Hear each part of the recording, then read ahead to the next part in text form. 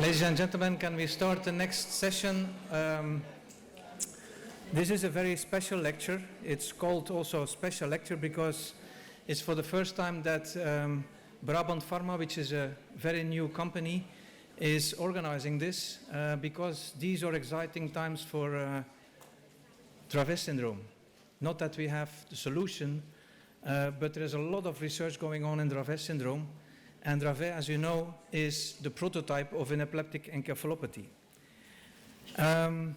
So if you would understand some things more about Dravet syndrome, I think we would understand much more about epileptic encephalopathies. It is, as you know, a drug-resistant epilepsy. We do not use any more refractory epilepsy or catastrophic epilepsy, but in all our minds, we all know that Dravet syndrome is a catastrophic epilepsy. By definition, there is a cognitive decline. And I'm still wondering if better drug treatment or earlier or aggressive treatment in the beginning of the course of the disease will have an effect on the final outcome. We have the feeling it's not yet the case. We also know it's not only the brain. There's also neuromuscular involvement. There's a very particular motor problem in all these children with Dravet syndrome, and most of the children with Dravet syndrome end up in a wheelchair. And there is an increased risk of SUDEP. 30% of the patients with Dravet syndrome are at risk for SUDEP. Now, 10 years ago, or even more, the group of Antwerp found that in the large majority of children with Dravet syndrome, there is a mutation in the sodium channel. In 20%, new genes are being discovered, but the sodium channel is really becoming, or is already the hallmark of the disease. But I think you need both. You need genes or genetic analysis and the clinical. And that's the whole issue of this talk, this next hour, because we feel that the clinical diagnosis of Dravet syndrome is not easy, and in a lot of countries it's not well understood. So what are the key clinical features of Dravet syndrome in the early life and later on? Can we delineate possible subtypes? And actually, if you have a child with drug-resistant epilepsy, a young child, when would you consider to do genetic testing for instance, Dravet syndrome? So Dr. Zuberi will talk about this clinical diagnosis of Dravet syndrome, and then treatment. What are the current options? What is the optimal treatment protocol? There is no optimal treatment protocol at this moment. We have some options. Are there any guidelines for rescue medication? Because all these children with Dravet syndrome can develop long-lasting seizures, so we have to talk with the parents about rescue medication. And as I told you, my final question would be, if we would find better treatment for Dravet syndrome, will it eventually influence the negative cognitive outcome? So I'm going to talk about clinical aspects and diagnosis of Dravet syndrome. So as you know, Dravet syndrome was first described by Charlotte Dravet from the Marseille group in children that she saw at the Centre Saint Paul in Marseille, and as the Marseille group have done with so many important epilepsy syndromes, she described in detail the clinical features of the syndrome. At the same time, colleagues in Italy, Bernardo Dalla Bernardina in Verona, was describing a similar syndrome. And as you know, there are many names for Dravet syndrome. Severe myoclonic epilepsy in infancy, a severe polymorphic epilepsy in infancy, and then for the subtypes we have these borderland subtypes, and also the Japanese have described intractable childhood epilepsy with generalized tonic-clonic seizures. But in this presentation, I think it's more useful to use the eponym Dravet syndrome to put all these descriptions together in one term. So, as Lieven said, our chairman and my fellow speaker were in the group who first described de novo mutations in the sodium channel gene SCN1A in 2001. And Dravet syndrome had been recognized as part of the wider spectrum of genetic epilepsy with febrile seizures plus, where SCN1A mutations were identified. And the Belgian group took the clever next step and looked in isolated cases of Dravet syndrome and found de novo mutations. So this is a cartoon of the SCN1A gene, and we'll come back to that later in the talk. So Also, as Lieven said, Dravet syndrome has become a model for studying genetic epilepsies. It's an epileptic encephalopathy, and this is the ILAE definition of epileptic encephalopathy from the recent Berg paper, in which the epileptic activity itself may contribute to severe cognitive and behavioral impairment, above and beyond what might be expected from the underlying pathology alone, and these can worsen over time. But the interesting thing about Dravet syndrome is we have a lot of information about the underlying pathology, and we can study it in at least 80% of the patients with SCN1A mutations. So there's a lot of clinical, basic science research, animal modeling research that's going on all around the world into this syndrome. And I think at this point in time, we're very much thinking of this as a clinical diagnosis supported by genetic testing. And I'll talk a little bit about the role of genetic testing in this presentation. You have the onset of seizures in the first year of life. These are typically prolonged unilateral or generalized clonic seizures, often, but not always, triggered by heat in Europe, typically fever, sometimes hot baths in Japan. And then later on in the course of the condition, you have myoclonic seizures, and then, which again do not occur in all children, and then subsequently the evolution of other seizure types, including focal seizures with impairment of awareness, atypical absences, rarely tonic seizures, and over time these children with their epileptic encephalopathy have an arrest in their development, and having been normally developing children prior to the onset of the epilepsy, they may have a movement disorder and a significant learning disability. So this is a devastating diagnosis for families to receive in infants. So again, the clear clinical features, normal early development, and the learning disability is typically not recognized till over a year of age, and the ataxia and movement disorders evolve, and the seizures are difficult to treat. And there is often a family history of seizures, febrile seizures, epilepsy, and the GEFS plus spectrum. How common is Dravet syndrome? Hurst et al. In the US suggested incidence about 1 in 40,000. So this is a rare condition. Yacoub et al. In France, about 1 in 20 to 30,000. In our British, UK-based cohort, in a period where we were the only lab in the UK testing for this gene, and there are other labs in the UK that do this now, we estimate that the birth incidence for SCN1A positive Dravet syndrome, so this is about 80% of cases, is about 1 in 40,000 at least, because those are the ones that we've diagnosed with Dravet syndrome and SCN1A mutations. So it's probably higher than that with all the missed cases. And if you then take the SCN1A negative Dravets, you're talking about similar figures to Yacoub et al.'s paper. And as we heard also in this condition, there is a high incidence of SUDEP, and some of the studies have shown incidence of SUDEP between 5 and 15% in individuals with this condition. In our UK cohort, this birth cohort, of the children that are now aged between 3 and 7 years, we'd had 5 deaths, even in this relatively young group, 3 with SUDEP and 2 status related. And what we know is that in most of the studies where people look at death in Dravet syndrome, it's about 50-50 related to SUDEP and status. So if we get down to a more finer level, looking at the phenotype of these patients, this is from a large series of SCN1A positive cases that we published last year, 241 patients.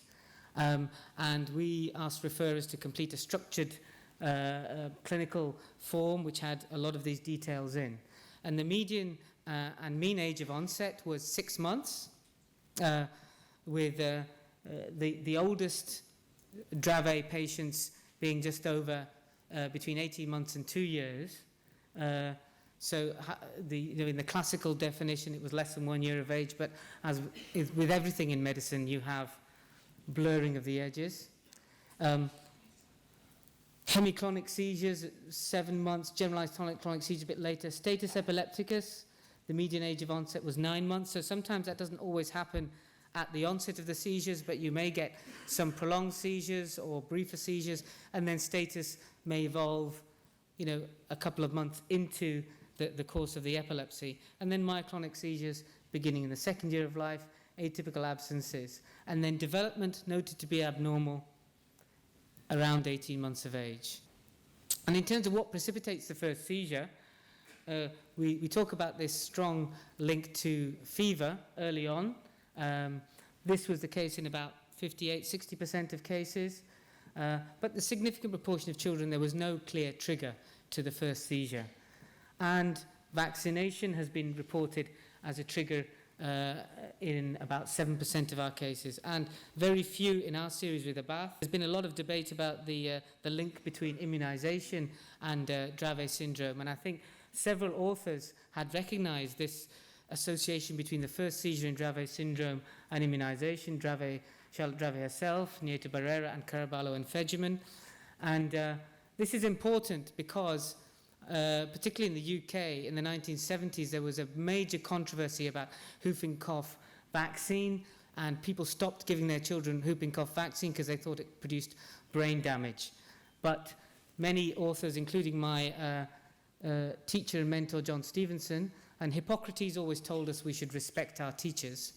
So this is me respecting my teacher. He recognized at that time that this was not really due to the vaccine, but this was the beginning of an epilepsy.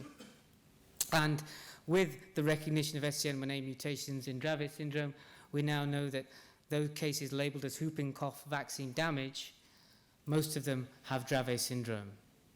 And that's important from a public health perspective. So, EEGs are important in Dravet syndrome because they evolve over time. Very frequently at the onset, when the child first presents, the interictal EEG will be normal.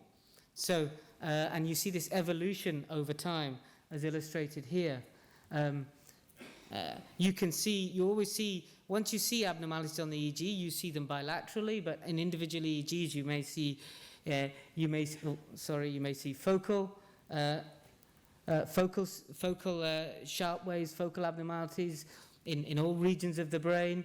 You may see generalized polyspike and wave with a myoclonic jerk, interictal polyspike, and here you have a focal epileptic seizure, and this boy in one seizure had it coming from the right hemisphere, and another seizure came from the left hemisphere.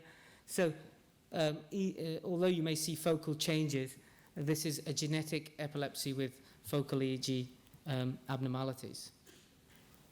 And interestingly, this is another clue to the diagnosis, photosensitivity, which is seen in children. In our group, we saw it in about 16% was reported as having photosensitivity. Over time, these children develop movement disorders, and these are the different types of motor disorders described in the cohort that we had. And as you can see, the motor disorders, as with the autistic features and behavioral problems, increase over time. So this is looking at cross-sectional groups at different ages in this cohort. The other feature that is now increasingly recognized is many of these children will have MRI abnormalities. So this is one of my patients who's got hippocampal sclerosis. About 10% of patients in large series have MRI abnormalities, sometimes non-specific atrophy that can become pronounced after a severe episode of status, and children who've had prolonged seizures may have hippocampal sclerosis. And there is a cohort of children who have hippocampal sclerosis, and if they've grown out of the rest of their seizures, there are some, or whose predominant seizure type seems to be all arising from the lesion, the secondary lesion, then there is a case for surgery in selected cases, very carefully selected cases, for that indication only.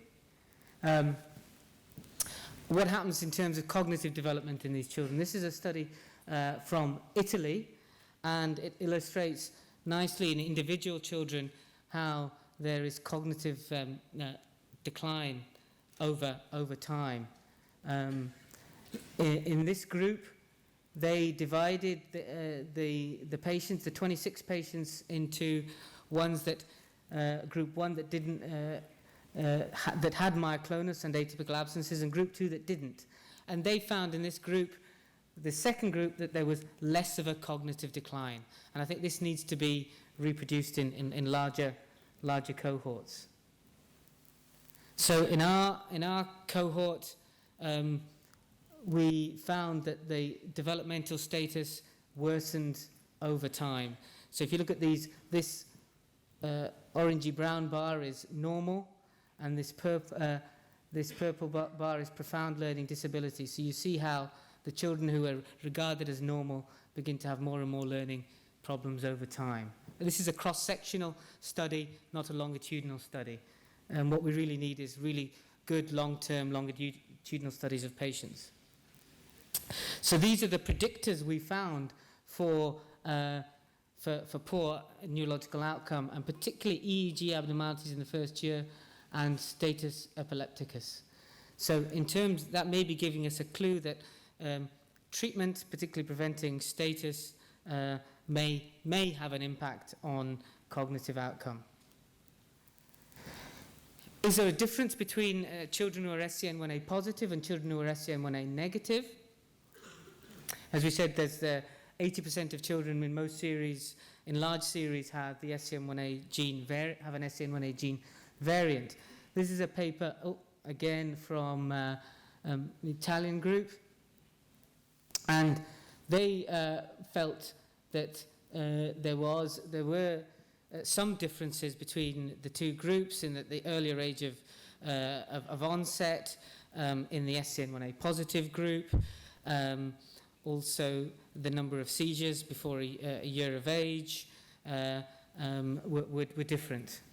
We've looked at these clinical details in our big group, which is unpublished at the moment, and we haven't found any significant difference. Now that may be because the 20% that don't have SCN1A mutations have a wide variety of other genetic etiologies, individually rare, but quite a lot of them. And it may be that our bigger group is actually smoothing out all those changes, whereas in a small group, you may see the changes. So paradoxically, that could be, that's one of the reasons why, in the future, when you're looking at this work, we'll have to describe Dravet syndrome phenotypes with individual genes and see what they look like compared to Dravet syndrome with SCN1A. So, Dravet syndrome in adults, seizures continue.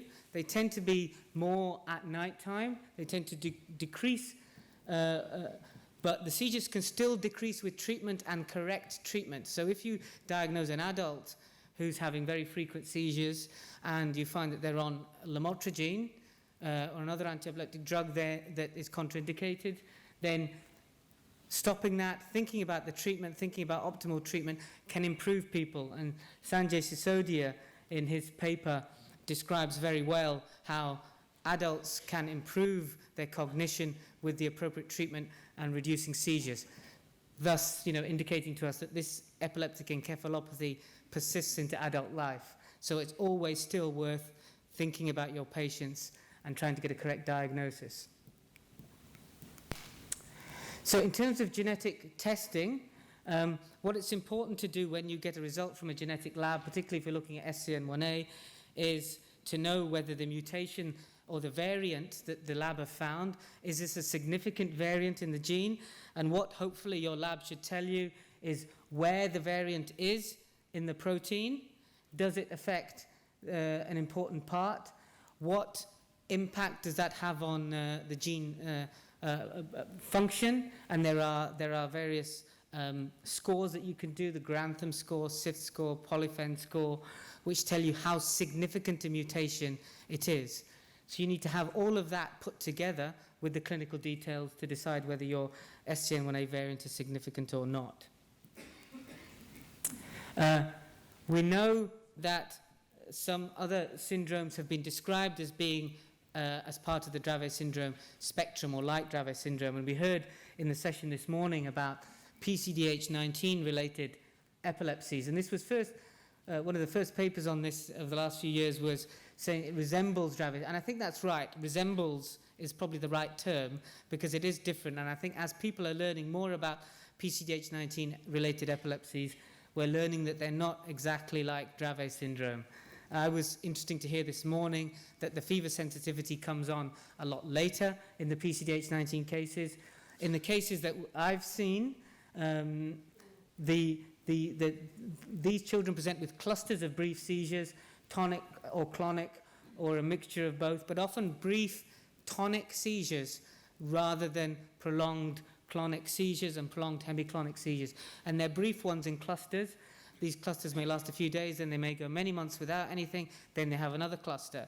And often we remember these patients because they keep coming back in to our children's wards. And the seizures may remit in teenage years, and there's a very variable degree of learning disability. So it's not like Dravet syndrome where I have the exceptional case of Dravet syndrome where cognition is normal. But I say the phenotype in early childhood is like Dravet and the cognition is normal. In PCDH19, there is variation from significant learning disability to university graduates. And these may be people who are still having clusters of seizures in infancy. So I think what will happen in the future is that we'll be using this sort of gene chip technology, and we will do the test. We won't just do SCN1A, we'll do SCN1A plus lots of other tests. So when we're doing genetic testing, what benefit does it have for the children?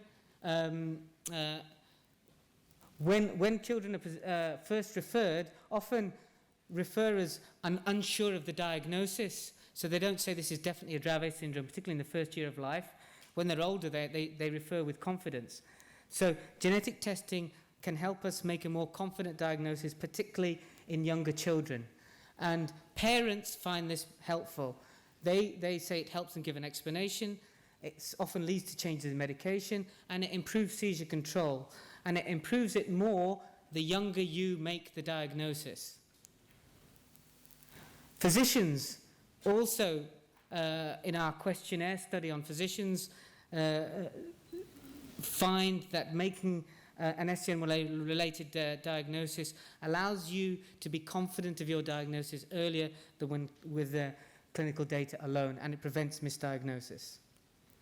So, finally, for parents and for the benefits for diagnosis from physicians, if they have an atypical phenotype, identification of the mutation can guide treatment.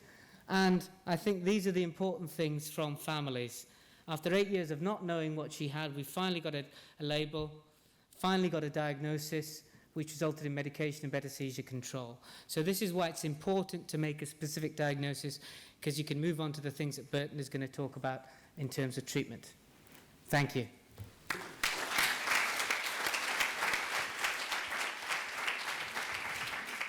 Thank you very much, Samir. Next speaker is Professor Berten from the University of Antwerp. As you have heard, he's very much involved in Dravet syndrome, and he will give an overview of past treatments, current treatments, and hopefully future treatments. Thank you, Mr. Chairman and dear friends, and the opportunity to speak here about something that's interesting me already for a long time. So, even from in the first publication, Charlotte Dravet herself mentioned les différents traitements apparaissant inefficaces, sauf parfois la corticothérapie très transitoirement. That if even for not French speaking, they will understand this. And in further publication, it has been used the term of refractory, therapy resistant, catastrophic, drug resistant, whatever you want. At the end of the 20th century, it was known as an intractable epilepsy. It was indeed said not to use vaccinations. They were using rectal diazepam for treating the convulsions and the status epilepticus. Yeah. And you could try everything. And it was known that phenobarbital, valproate, and benzos are partly effective, that you can try with etosuximide, piracetam, and benzos for myoclonic seizure. and that carbamazepine, diphenylidentolin, and lamotrigine would worsen seizure. And there were some anecdotal reports concerning bromide, corticosteroids, immunoglobulins, ketogenic diet, vagus nerve stimulation, sultiame, zonisamide, vigabatrin, acetazolamide, allopurinol. And it was known that surgery will not be an option for this group of patients. So, you can divide what we have to do now in something about prevention, something about acute seizure treatment, something about maintenance treatment, and something about the future treatment that could be fenfluramine. Prevention, because it is known that fever is a provocative factor of these patients, you can try to avoid that children will have fever, but I don't think that's possible.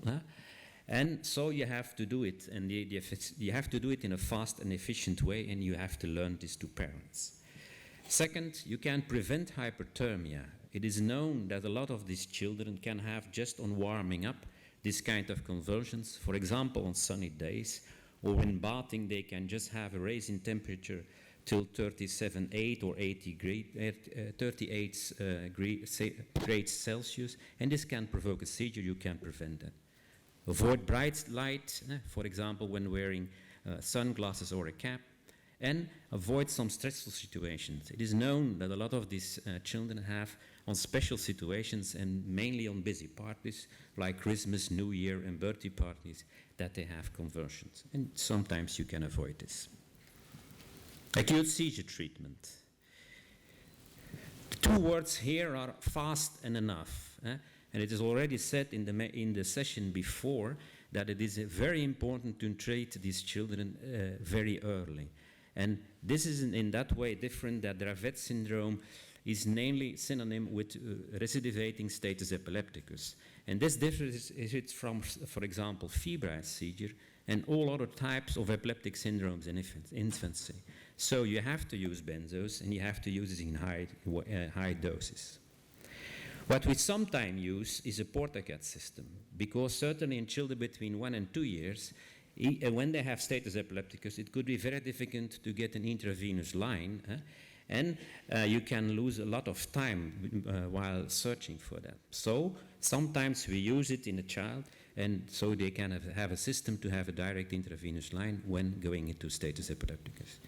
Instruction kits can be very useful to just give them to parents with all the medication they need, as well as in home situation, as well as at school, as well as some emergency department. And you have to make, certainly in a country like Belgium, you have to make sometimes personal agreements with emergency departments that if discharges come in, you have to do that and nothing else.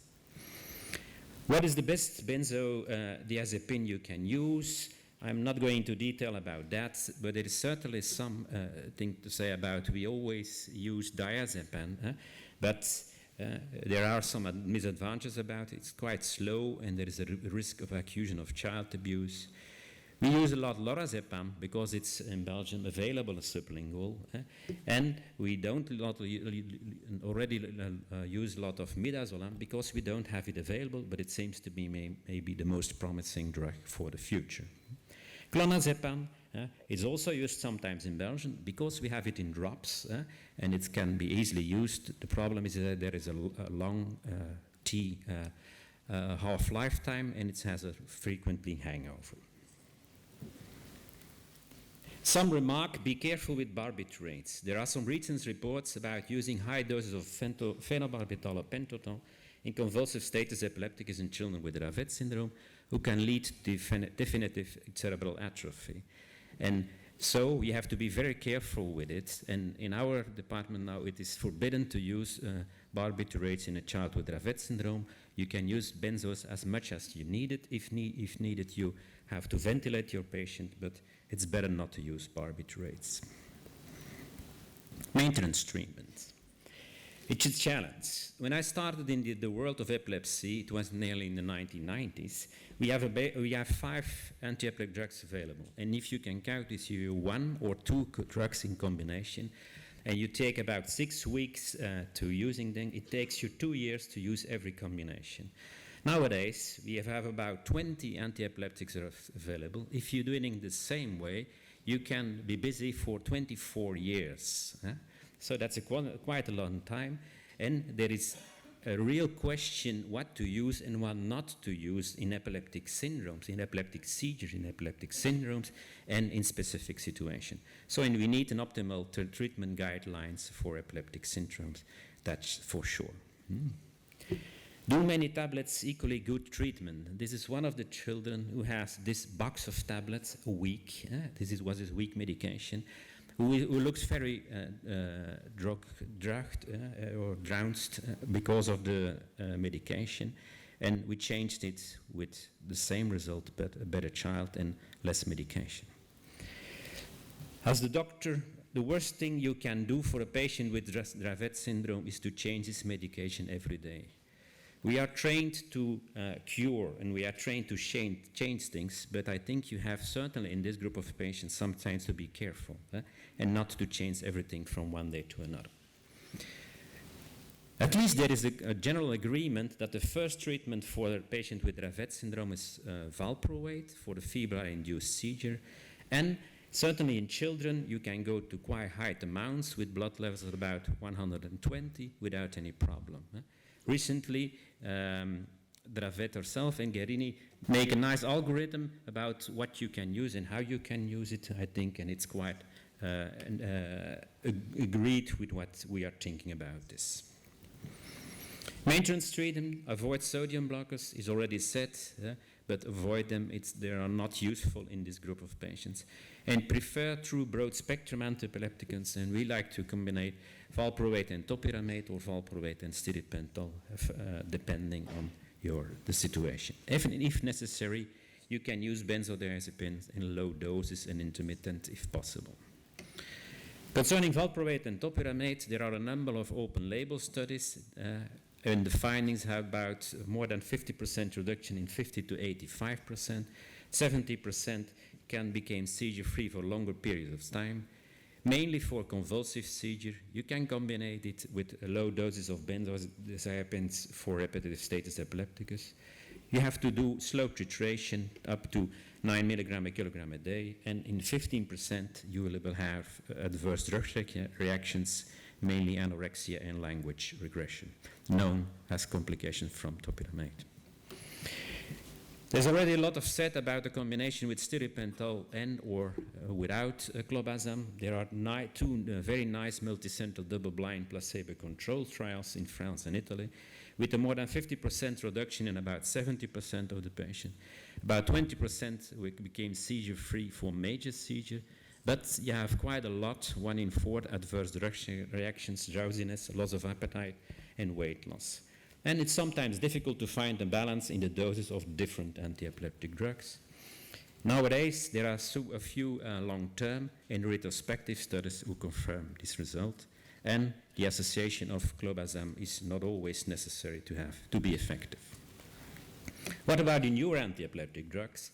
There are some small studies about levetiracetam for myoclonus in one study, verapamil, 2 patients, longer periods of seizure-free, zonisamide, mainly by the Japanese people who have this available for them for convulsive seizure, ketogenic diet for convulsive seizure, vagus nerve stimulation. There are no clear conclusions, and deep brain stimulation only in 2 patients. I have to say something about the oldest anti-epileptic drug we know. It's bromide, and it's mainly promoted in Germany by those who used it for convulsive seizure in 50 to 60 milligrams a kilogram a day. And it seems to be effective for treating convulsive seizure and status epilepticus in Dravet syndrome.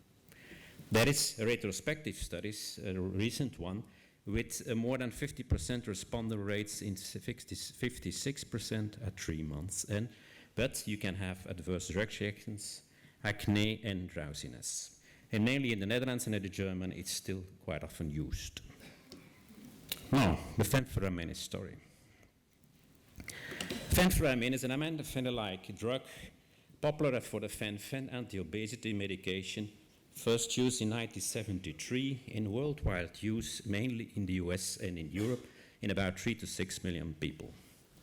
Because of cardiac side effects, it has been withdrawn from the markets in 1997, and because of heart valve thickening, regurgitation, and pulmonary hypertension.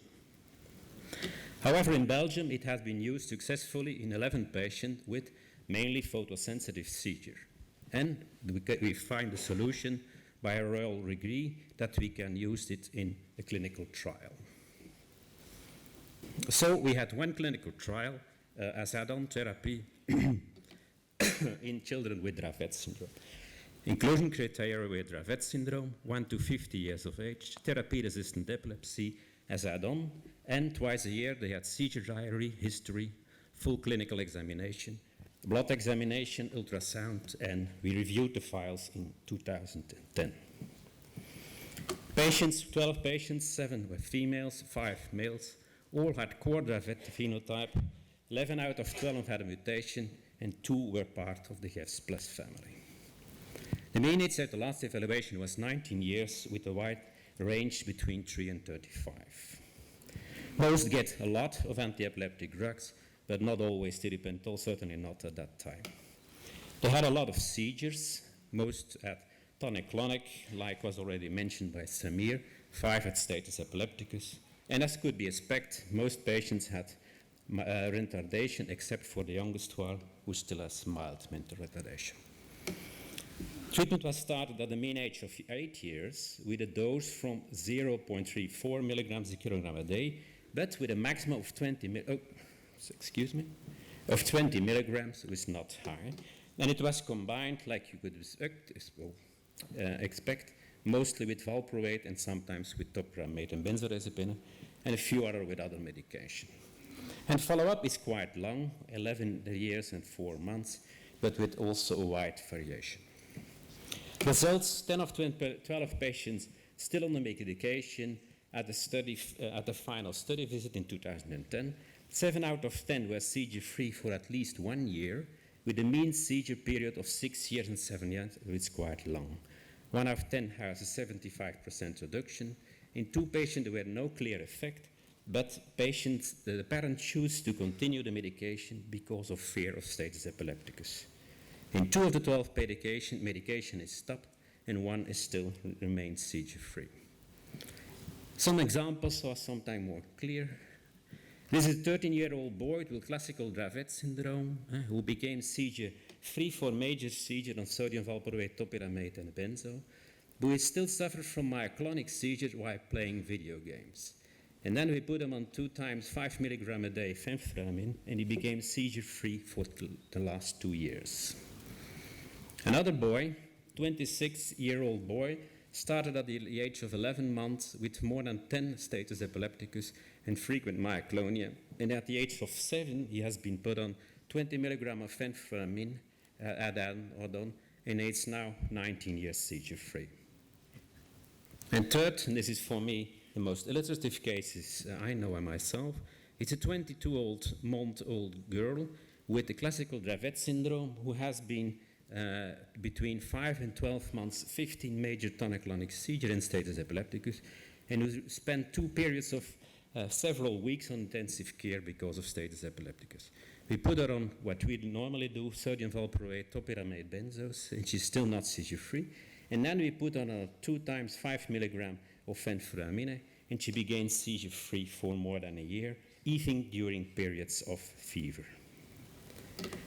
What's interesting that we found in the old files, sometimes temporarily withdrawing from the medication. It was mainly used because we know already at that time that there was a problem with drug supply. And in 7 of 12 patients it could be found. 4 were seizure-free patients. And in 3 of them, their patients, after stopping the medication, they immediately began to have again convulsions. They were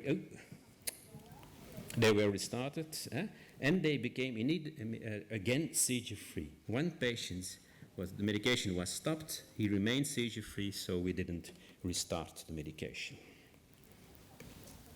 What we did in the last 2 years is a prospective follow-up from the same group of patients 2011 and 2012 with seizure diaries, cardiac evaluation, and 10 patients from the retrospective study and 2 new patients. Results here, when you see to the 7 from seizure-free patients, 4 of them remained seizure-free for another 2 years. 3 were seizure-free and had rare seizure. 1 patient had 3 tonic-clonic seizures after tapering benzos in 2011 and 3 tonic-clonic seizures in a stress situation in 2012. The second patient has 4 tonic-clonic on one day in 2011 and 3 tonic-clonic since in 2012 and is now again 6 months seizure-free. And the third patient, who is the youngest patient, she has only had 2, the example 3 I showed you, she has 2 tonic-clonic seizures with fever in 2011 and 1 in 2012, who is certainly impressive. For the 3 non-seizure-free patients in 2010, 1 had a 75% reduction, and she now has a rare seizure, 4 tonic-clonics in 2011, 1 in 2012. Patient 2 was a non-responder, but she's now already 6 months seizure-free, and patient 3 remained non-responding. There were 2 new patients. The first one is a female with a de novo missense mutation who has weekly status epilepticus, and she has been put on sodium valproate, topiramate, and clobazam, and she started at the age of 1 year with fenfluramine up to 0.77 milligram per kilogram a day. She has, she has a more than 75 reduction of seizure, not completely seizure-free, but more than 75 reduction, no status epilepticus, and 2 periods of more than 6 months seizure freedom.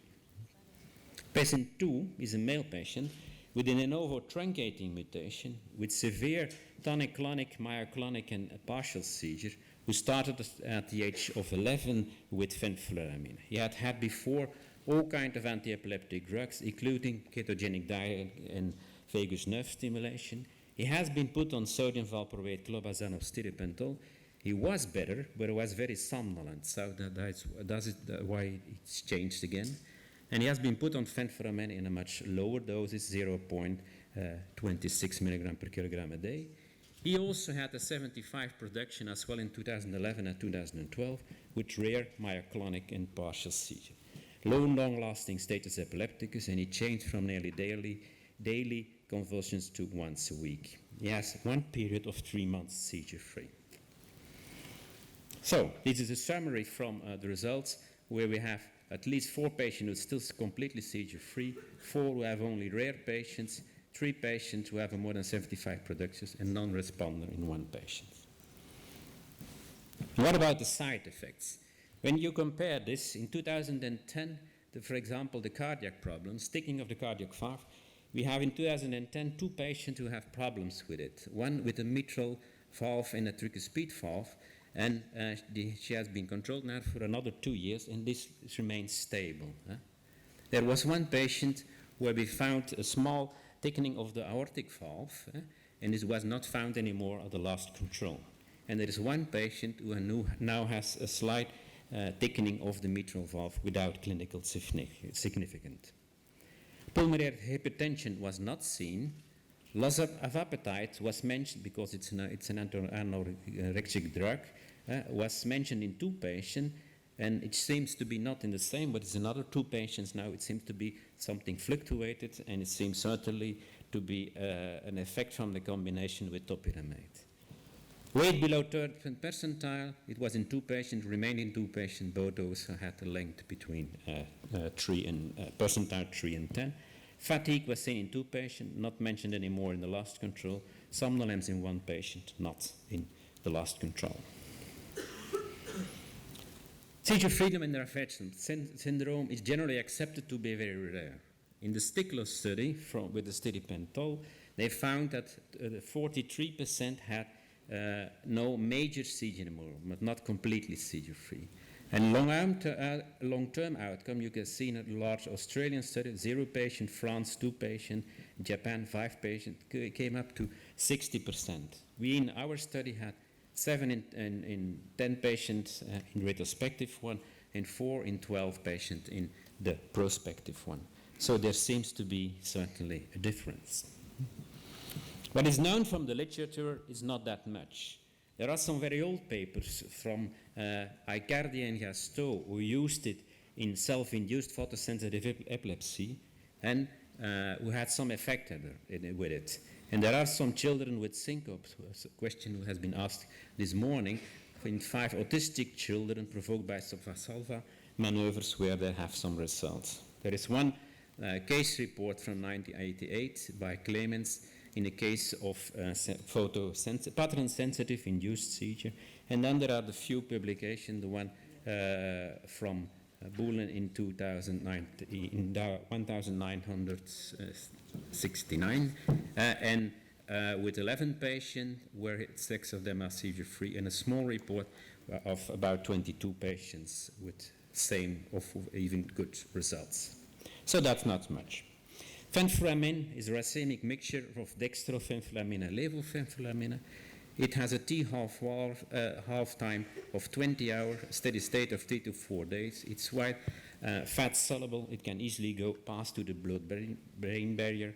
And it seems to be an inhibition of the reuptake of serotonin and release of serotonin by disruption of vesicular storage. So there seems to be a higher serotonin concentration in the brain. That is at least the reason why it gives a loss of appetite. Oops. Mm-hmm. Why it is effective in Dravet syndrome is still unknown. It could be the serotonin effect, but it's possibly but unclear. And it could be that it's only work in self-induced seizure, what is the first result from Boel. But what we see in these studies is that in Dravet syndrome, nearly all studies seem to react on the treatment. So it's maybe still another mechanism of a complex mechanism that has to explain this. And what about the side effects? These are the typical thickening from the side effects from fenfluramine, who can lead to, which you can measure on echocardiography. But what I learned from cardiologists, it is not that easy, and it's at least a little bit subjective, and you have to be very carefully and by the same cardiologist in order to have adequate results. And this could lead to regurgitation here, what is the main problem. So, this is certainly a serious cardiac side effect, who leads to the withdrawal in 1997. But in a recent review from Droogmans in 2009 and 2011, they mentioned that it seems to be not that frequent. They speak about aortic regurgitation in the beginning of 80%, it's now more 9.7%, and mitral valve regurgitation from 5 to 2.9. It seems to be dose dependent, more than 60 milligrams a day, and we only use maximum 20 milligrams. And it seems to be duration dependent, and risk factors are female, older age, and hypertension, which is not directly our problem, I think, in young children. And after stopping the medication, you have 1 in 3 certain regression of thickening. So, in conclusion, concerning add-on of fenfluramine for Dravet syndrome, this is a retrospective in our 2 years prospective study, and the results are at least remarkable. But be careful, these are only small numbers. It seems to be that not every patient becomes seizure-free. It seems to work for all types of seizure. General tolerance is very good, and cardiac side effects seems not to be, in our experience, a major problem. I think there is certainly a need for a multi-center and multinational study to confirm these results. There is need for an orphan status for this drug, and we need to try to reintroduce this drug. And that's why we are very happy with a collaboration with Brabant Pharma, who seems to be going to reintroduce this drug and make it possible for children with Dravet syndrome. Thank you.